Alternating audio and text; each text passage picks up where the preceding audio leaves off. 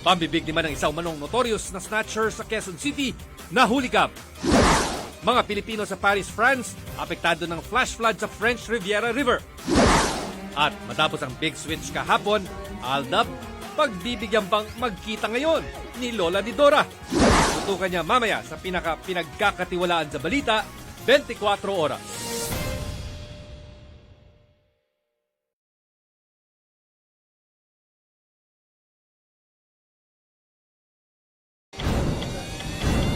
Mga baril, iligal na droga at patalim nasamsam sa raid sa San Mateo, Rizal. Sa Parañaque, lalaking aminadong nakainom, sugatan ng maipit sa minamanehong kotseng sumalpok sa truck. At Alden at Maine, todo pasasalamat sa fans sa full force na suporta sa kanilang mall show. Tutukan yan mamaya sa pinagkakatiwalaan sa balita, 24 oras.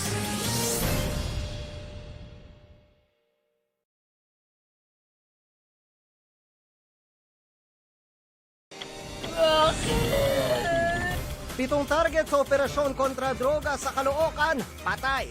Pulis, patay din ng paputukan daw ng mga suspect. Sanggol na patay na ng ipinanganak, nabuhay matapos umano siyang ipagdasal kay Saint Teresa. Mother Teresa, ang galing niyo talaga. At kilalanin ang bibang bata na bumibida sa Encantadia.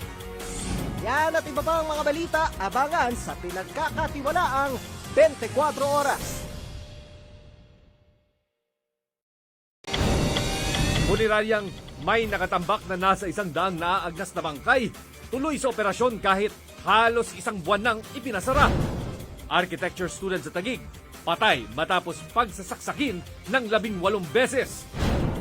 At ang mukha sa likod ng maskara ng misteryosang diwata na si Lila Sari ngayong gabi na ipakikilala sa Encantadia. Yan at iba pang mga balita, abangan sa pinagkakatiwalaang 24 oras.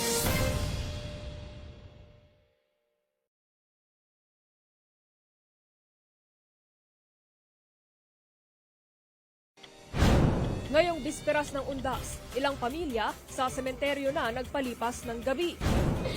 Nakiusap pa ako, sir eh. Karpinterong lumuwas mula Bulacan at nakitulog lang sa isang bahay sa Caloocan City, patay sa pamamaril. Biktima, napagkamalan lang daw. At manggigil sa cute na Halloween costume ng ilang celebrity kids.